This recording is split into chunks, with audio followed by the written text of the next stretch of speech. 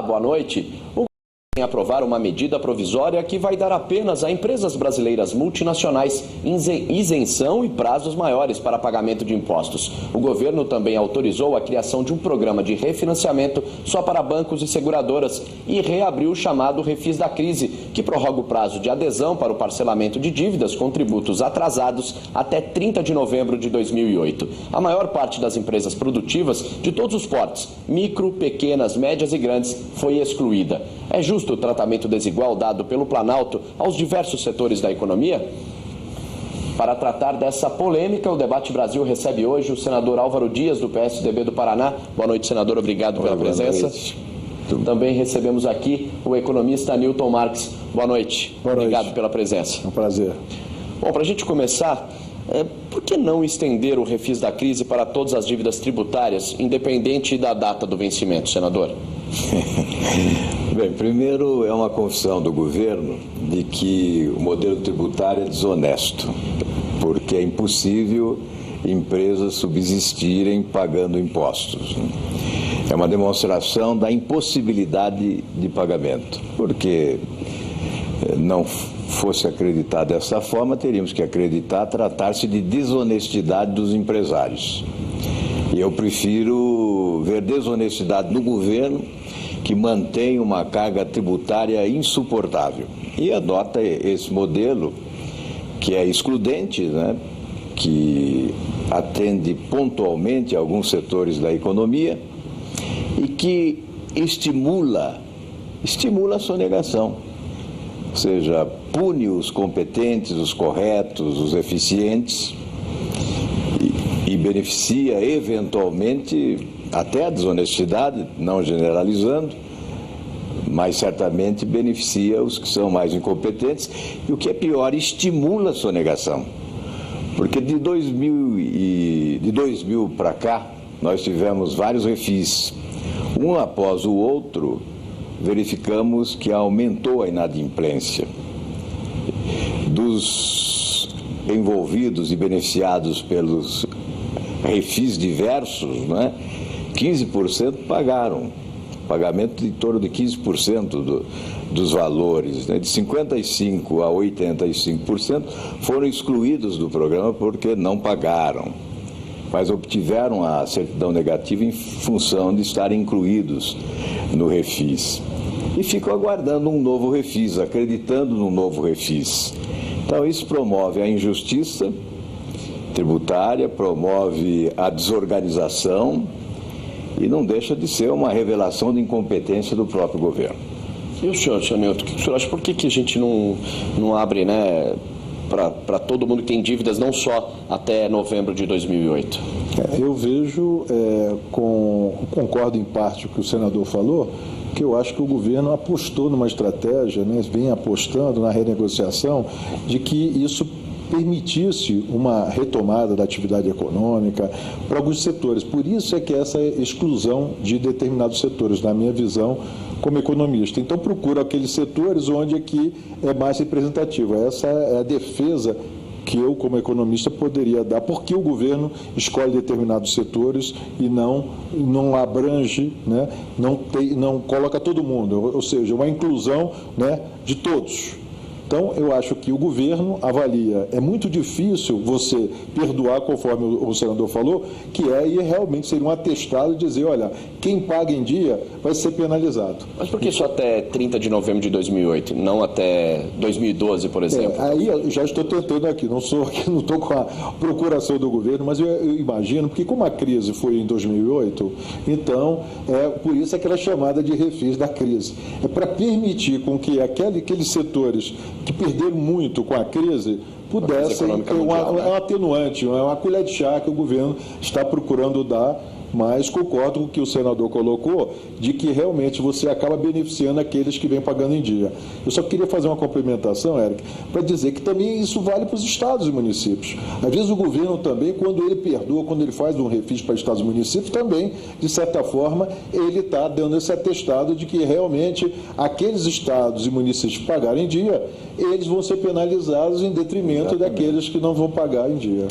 Eu entendo que esse tipo de prática administrativa só premia a incompetência. É um estímulo à desonestidade também, à esperteza. Não vou pagar porque vem aí um refis, eu com isso vou... Eu entendo que, inclusive, seria possível uma ação judicial dos que não foram beneficiados, com a comprovação de que também deveriam estar incluídos no refis. Quando eu assumi lá o governo do Paraná, a palavra da moda era anistia fiscal, né? Concedia-se anistia de débitos anteriores. E eu disse, olha, essa palavra não constará mais no dicionário do governo do Estado.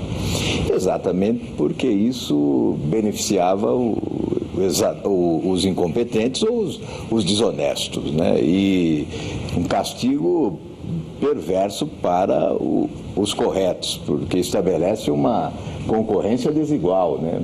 Um tratamento desigual estabelece, a partir do governo, um tratamento desigual, institui uma competição desigual entre concorrentes no mercado.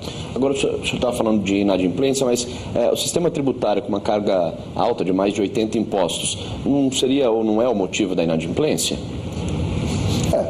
Isso daí realmente é a crítica. A gente costuma dizer, o governo arrecada muito, mas arrecada mal. E gasta muito e gasta mal.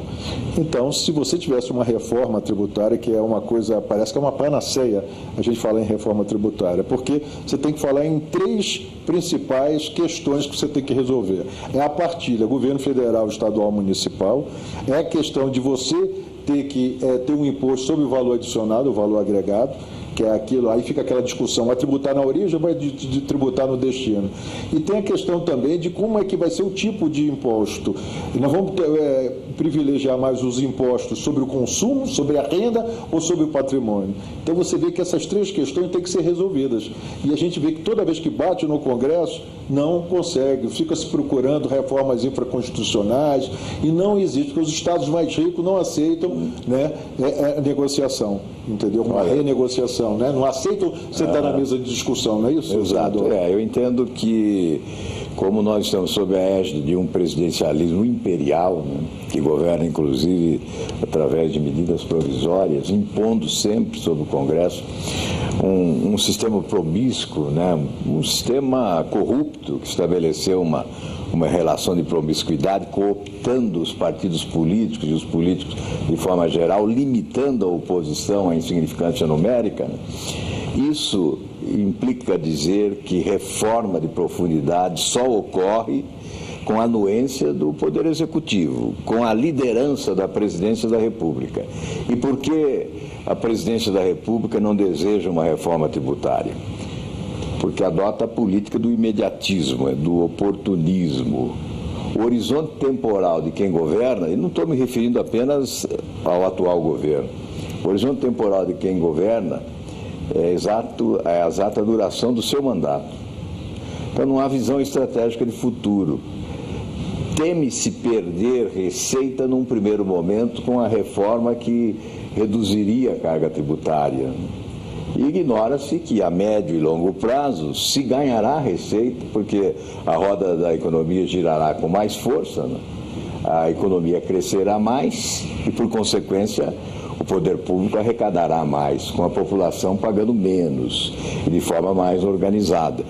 Esta é a questão. Enquanto nós tivermos esse presidencialismo forte, só teremos reforma de profundidade se elegermos um presidente com vocação mudancista, né?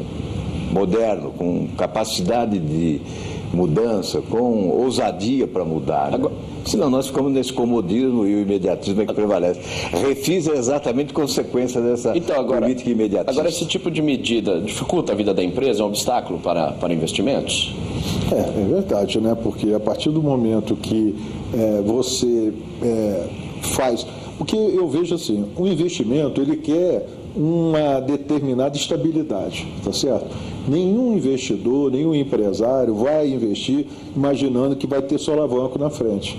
Então, se você começa, qual vai ser a próxima medida? Então, hoje em dia, todas as vezes que eu falo por que a economia não deslancha, a economia brasileira, é por conta desse vacilo do governo. O governo tem tomado, na sua política econômica, ele tem dado alguns vacilos. E o investidor, o empresário, ele se retrai.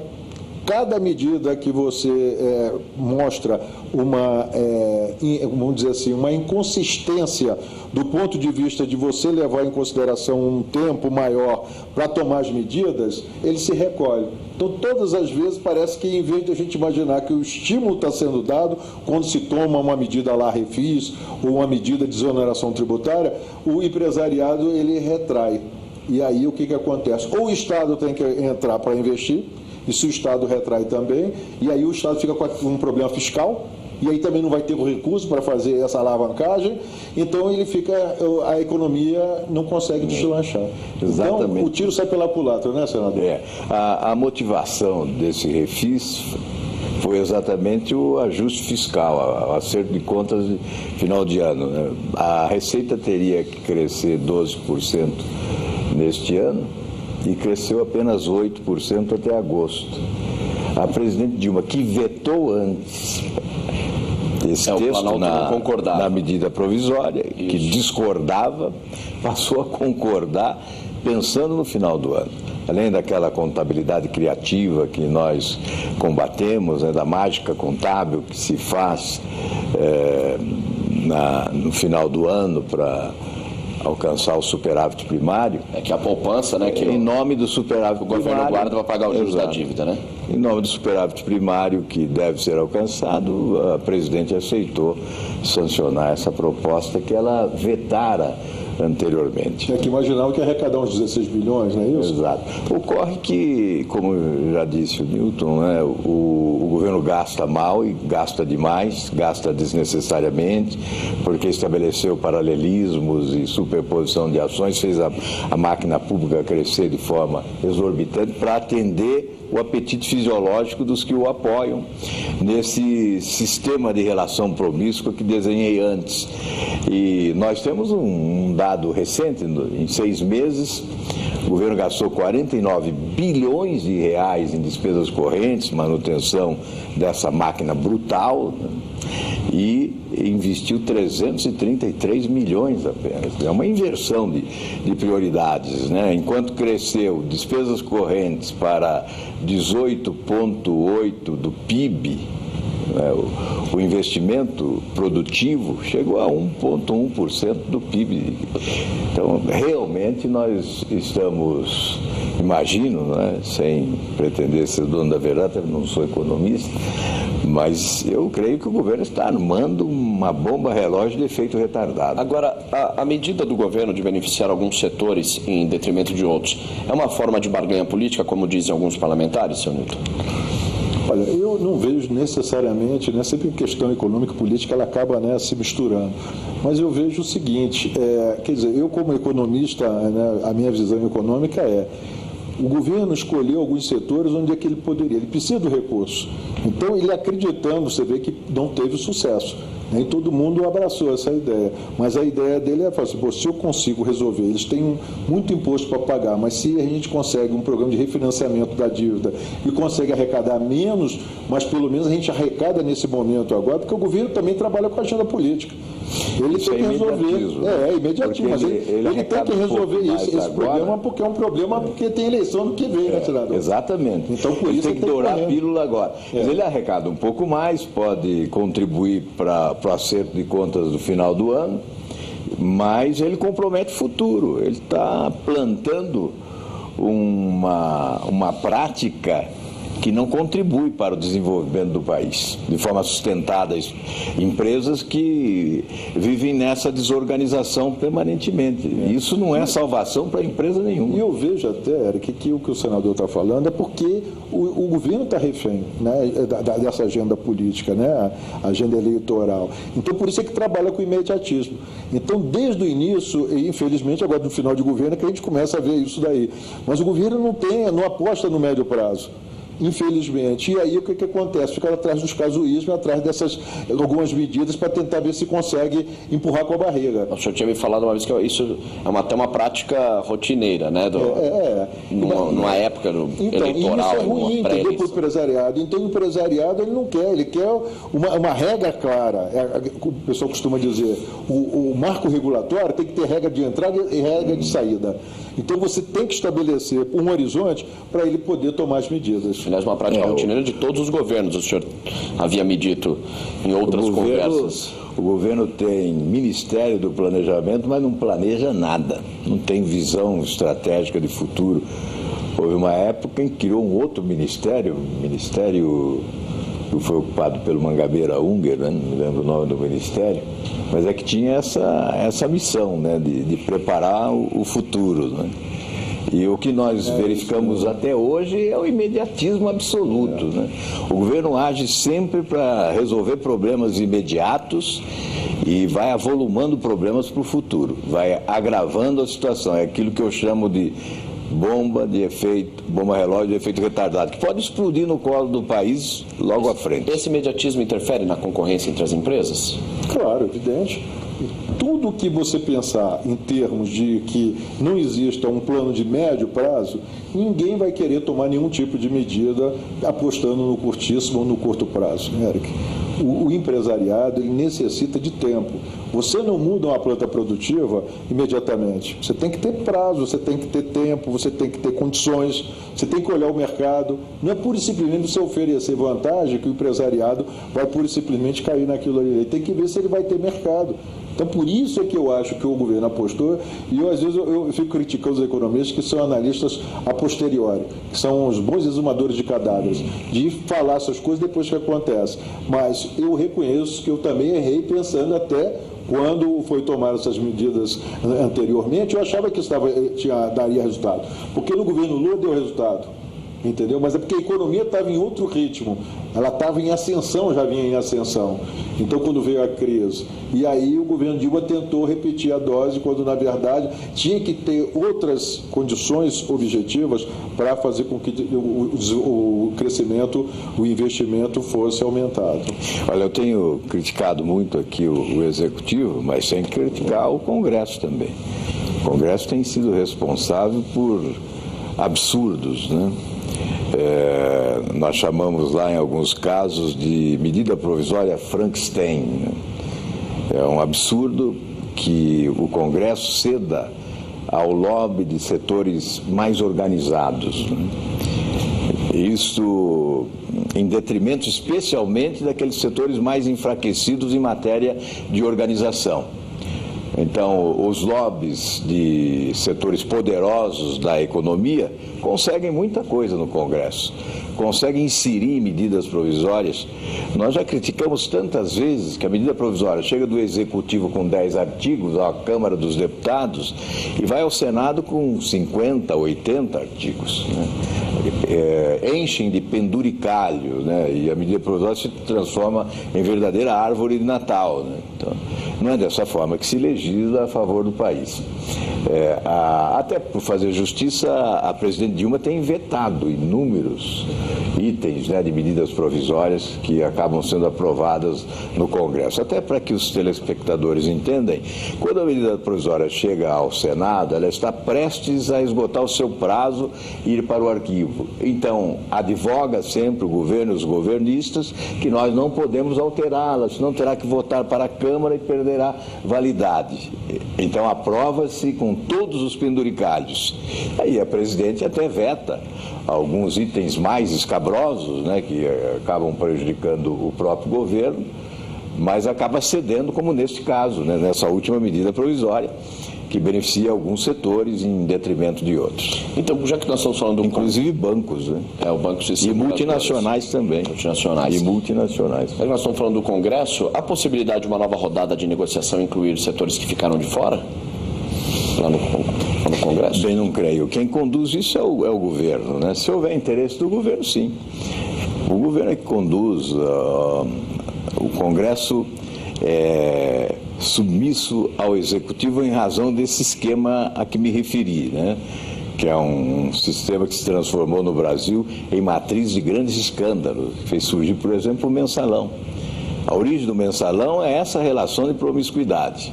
Então, o Congresso é extremamente obediente. Semana passada mesmo, aprovamos na Comissão de Constituição e Justiça, é claro, com voto meu contrário, né, um projeto que cria mais uma empresa pública, a Anaters, que fará a mesma coisa que faz a Emater, extensão rural. É um cabide de empregos, né? Um cabidaço de empregos, uma superposição de ações, né? Não há necessidade alguma desse paralelismo tão ruim para o país, né? Mas aprova-se passivamente, não se discute. Eu discuti sozinho, porque não houve interesse em debater esse assunto, isso já se tornou rotina no Congresso, né? Nós estamos sempre aumentando as despesas, aí o governo enfia o braço longo com a mão grande no bolso do contribuinte, para poder pagar as despesas que nós criamos, em nome da população. Economicamente é possível, senhor Newton, colocar outros setores que ficaram de fora? Economicamente é possível. Conforme o senador colocou, quando a iniciativa do Executivo, o Executivo que coloca, né, por conta de que, se, por exemplo, vamos supor que os bancos não topem, né, e o caso de algumas multinacionais, ele vai ter que colocar outros, porque a ideia dele é arrecadar, ele tem que resolver esse problema do superávit primário.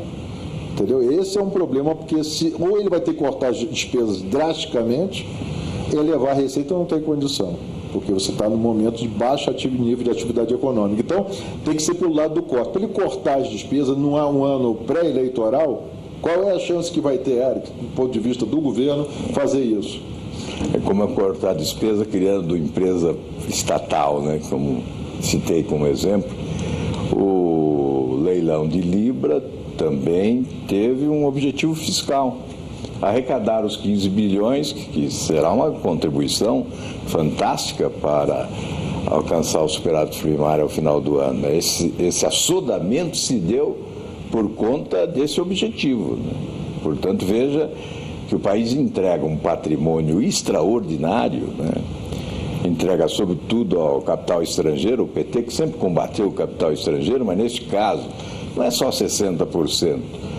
Como as ações da Petrobras são vendidas na Bolsa de Nova York, além dos 60%, certamente podemos acrescentar mais 15% e, portanto, 75% do resultado da exploração do pré-sal, não é, se essa exploração realmente ocorrer, acabará beneficiando grupos estrangeiros. Bom, para ser beneficiado pelo refis da crise, o contribuinte precisa desistir dos processos judiciais, né, que questionam tributos, inclusive os que contestam créditos de PIS e COFINS. Como os senhores avaliam esta contrapartida?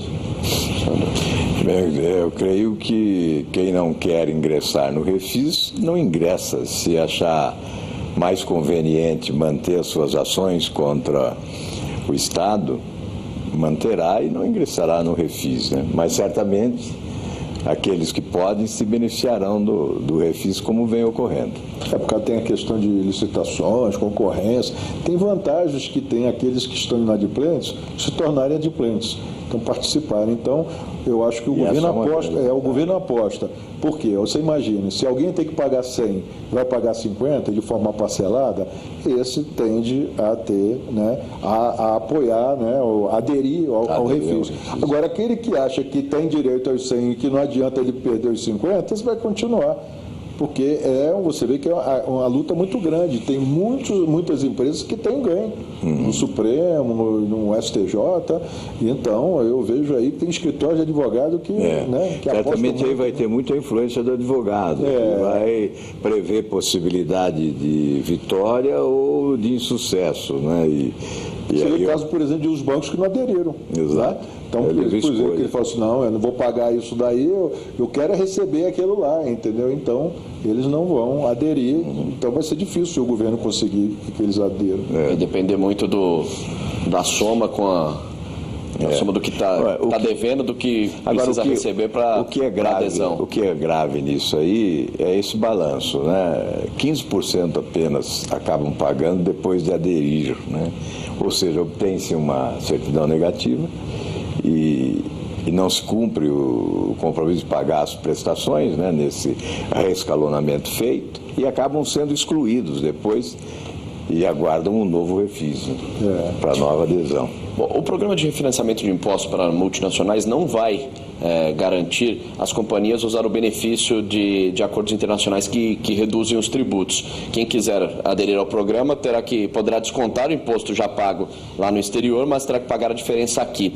Qual a consequência para as empresas que terão que pagar 2 vezes o mesmo imposto?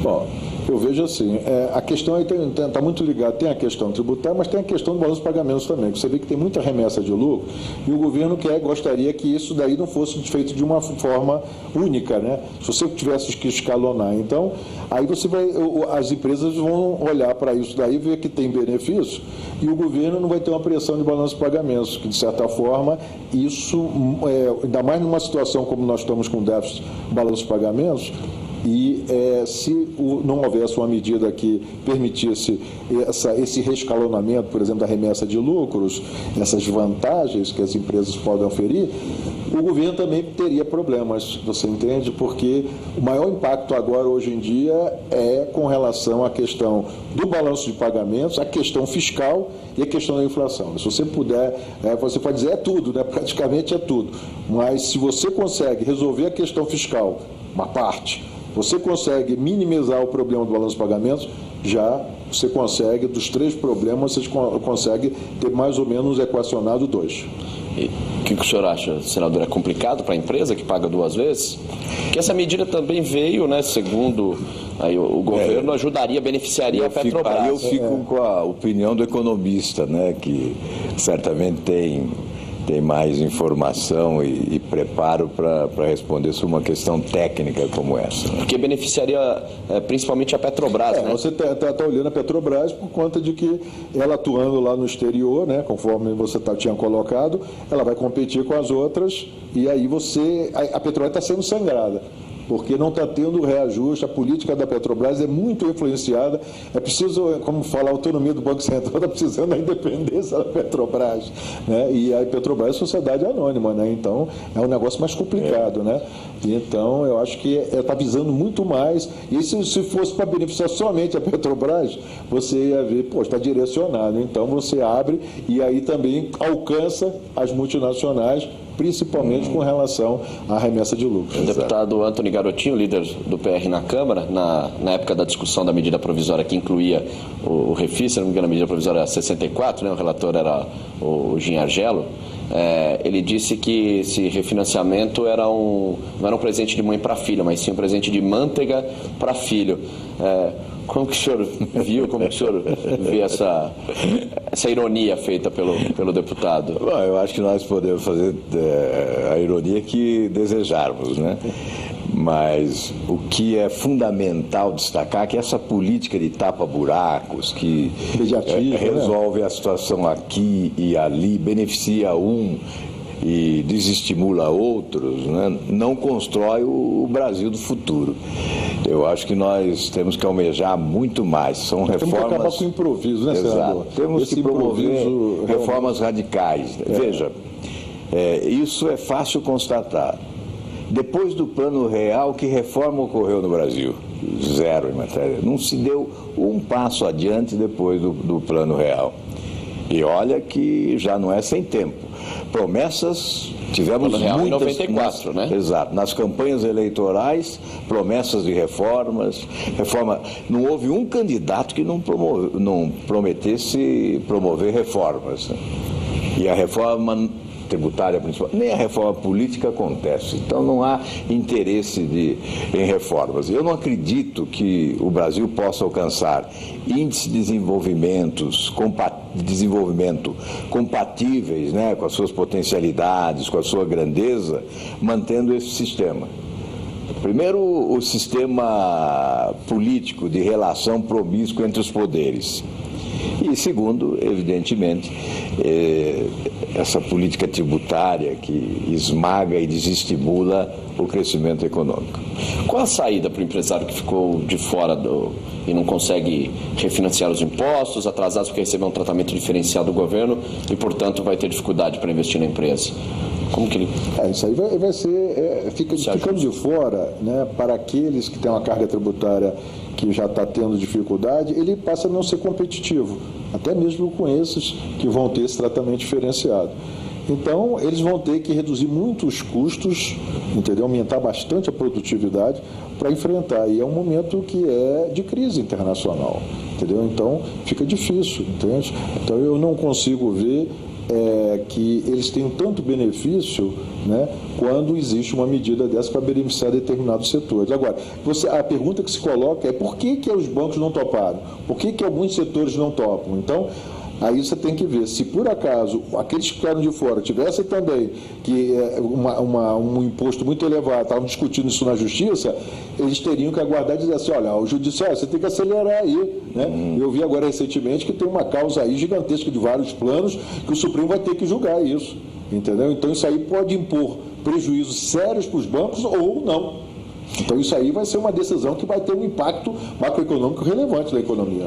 Além da inversão de prioridades que nós constatamos presentemente, né, o governo se torna useiro e vezeiro em fazer cortesia com o chapéu do povo brasileiro para outros países, como agora. A Venezuela está com uma crise enorme de desabastecimento e o Brasil vai socorrer a Venezuela. Além de socorrer empresários brasileiros, né, com o Refis, vai socorrer a Venezuela, com o Banco do Brasil pagando aos empresários brasileiros que exportarem para a Venezuela, com o compromisso de receber depois da Venezuela. Ocorre que a Venezuela não paga ninguém, pelo menos nós temos esse exemplo, né? Os calotes da Venezuela já são conhecidos. Começa lá na usina Abreu e Lima, que a Venezuela é parceira do Brasil na obra, não repassou um centavo sequer. A justificativa até é plausível, né, do Hugo Chávez. Na época ele disse que não repassava nem um centavo porque a obra era superfaturada. Né? Então, e é evidente que a obra é superfaturada. Mas eu estou dizendo que não entendo como o governo brasileiro possa continuar com essa política de fazer cortesia com o chapéu da nossa gente, né? Colocando o Banco do Brasil para socorrer a Venezuela, quando há muita gente no Brasil necessitando de socorro. Quer dizer, poderia até, então, abrir o refinanciamento maior ou empréstimos para quem tem empresas que têm algum tipo de problema. Eu vejo, por exemplo, agricultores desesperados, né, que buscam refinanciamento das suas dívidas e não conseguem, né? No entanto, o nosso governo abandona esses agricultores, especialmente pequenos, né, e vai socorrer o Maduro, que pode perder a eleição dia 8 de dezembro, a eleição municipal, e precisa resolver essa crise de desabastecimento para não perder a eleição. Então, o governo brasileiro vai socorrer através do Banco do Brasil. Eu creio que isso é uma decisão infeliz do nosso governo.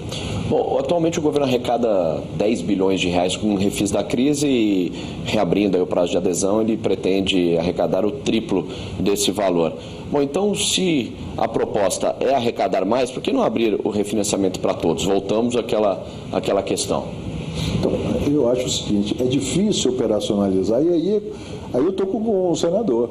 Aí você atesta de que realmente você tem que deixar as pessoas não pagarem impostos. Se você criar mais condição para você incluir outros agentes, então eu acho que isso daí é atestado realmente de incompetência do ponto de vista de gestão do governo. Então, se o governo adotar, e também tem um lado de que isso operacionalizar tudo isso também, Érica, é um negócio que não deve ser fácil. Então, por isso é que eu vejo que o governo às vezes escolhe determinados setores, onde é que o pouco arrecada bastante e a operacionalização não é tão difícil. Agora, existem resistências também do próprio governo. Os técnicos, auditores tributários, por exemplo, não topam esse tipo de refis, entendeu? Porque senão você acaba criando um problema para eles. Eles que vão fiscalizar, depois você chega e fala assim, olha, aqueles que não pagam em dia, esses vão ser, vamos dizer assim, condecorados, eles recebem medalha. Então, isso daí, do ponto de vista também de criar uma desorganização, até mesmo dentro da arrecadação tributária, isso daí existe resistência muito grande na Receita. A Receita não aceita esse tipo de coisa do governo, tem que lutar, já luta contra um grupo. Aí, se ele abranger, vai ter uma luta muito pior. Pode acontecer até uma greve geral, por exemplo, em rebeldia com relação a essa atitude do governo. Você imagina que seria um fracasso para o governo? Em síntese, o governo, com essa proposta de refis, arrecada o suficiente para melhorar o seu desempenho ao final do ano e, quem sabe, alcançar o superávit primário, mas perde a médio e longo prazo. E se ampliasse, ganharia mais agora, mas perderia mais também a longo prazo. E confessaria. Essas desonerações todas, né, senador? Você vê que foram feitas, qual foi o grande benefício? E foi bem lembrado que a Receita Federal é contra isso. Contra essa medida adotada agora pelo governo, houve parecer contrário da Receita Federal. A Receita Federal se submeteu à decisão do governo, mas opinou contrariamente, apresentou um parecer contrário à aprovação da prorrogação desse refis. Mas se fala muito assim que a gente tem uma carga tributária alta, isso também compromete muito as empresas, o funcionamento das empresas, né, até a vida das empresas, e por outro lado os senhores falam também que não pode ter uma ajuda fiscal. Então como a gente equalizar isso? Você tem uma carga tributária alta, mas também não pode ficar ajudando muito as empresas. Exatamente, porque nós estamos adotando medidas paliativas, né? A gente não resolve porque questão não resolve. Nós fazer a chamada reforma tributária, que parece um palavrão, né? Nós vamos ficar prorrogando os nossos problemas e não vamos resolver. E ao contrário, vamos agravar a situação econômica do país, na medida em que vamos tapando os buracos de forma incompetente, insuficiente, não é? É mesmo que tapar buraco de estrada aí com uma lama asfáltica em véspera da eleição, que na primeira chuva abre o buraco novamente. Né? É mais ou menos. Seria a contradição que existe. Então, eu acho que a gente ficar falando aqui parece até que você fala uma coisa que não vai acontecer tão cedo. Porque você vê que os agentes envolvidos não querem a reforma tributária.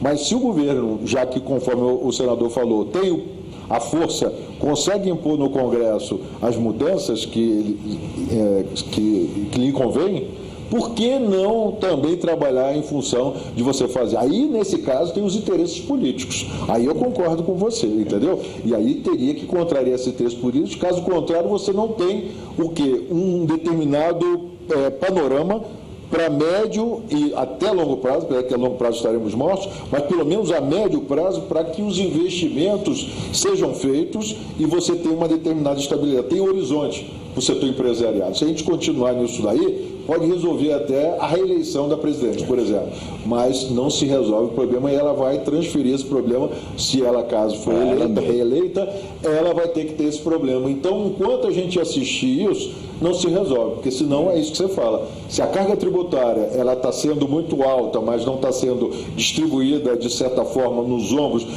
dos setores, para não permitir com que crie a chamada ineficiência e a perversidade do ponto de vista do equilíbrio fiscal, então, meu caro, nós temos que pensar, trabalhar em função de fazer essa reforma. Olha, o Congresso é um verdadeiro almoxarifado do Poder Executivo. Ele consegue o que quer, no momento que deseja. Então, consegue aprovar medidas amargas para a população.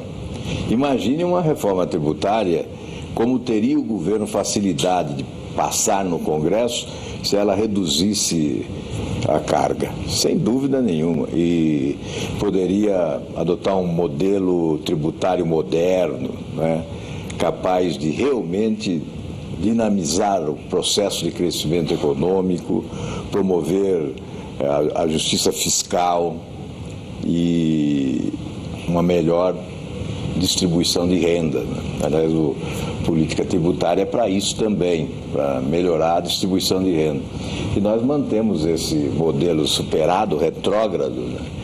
E estabelecemos, inclusive, com ele uma competição desigual entre os nossos empresários e o dos países do primeiro mundo, que possuem modelo tributário muito mais avançado do que o nosso. Então, nesta concorrência, no momento de exportar os nossos produtos, nós perdemos muito exatamente em função do nosso modelo tributário. Mas aí, senador, o Congresso tem também um pouco de responsabilidade sobre a não aprovação da reforma tributária? Há décadas que se tenta fazer, há governos, não é só o governo do Partido dos Trabalhadores do PT, mas também o governo do Partido do PSDB. Tem porque se submete. E é triste verificar parlamentares afrontando as suas próprias convicções pessoais, pensando de uma forma e votando de outra.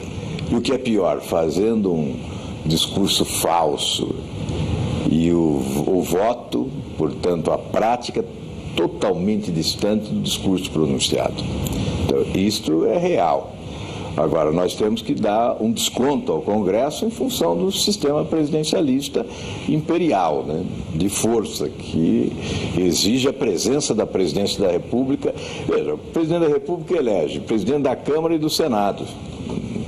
Ninguém se elege presidente atualmente, ninguém se elege presidente da Câmara ou do Senado sem o apoio da presidência. E quem faz a pauta é exatamente os presidentes das duas casas, que toda vez, ainda recentemente, o presidente Renan anunciou que votaria o projeto conferindo independência ao Banco Central. Fez uma visita à presidente Dilma e anunciou que não colocaria mais em votação, que a presidente o convenceu da inconveniência. Portanto, é isso. O Poder Executivo tem supremacia sobre o Legislativo nesse sistema vigente, que eu considero um sistema corrupto, né, que é matriz de escândalos como o do Mensalão e outros, e que isso é que está emperrando o desenvolvimento do Brasil.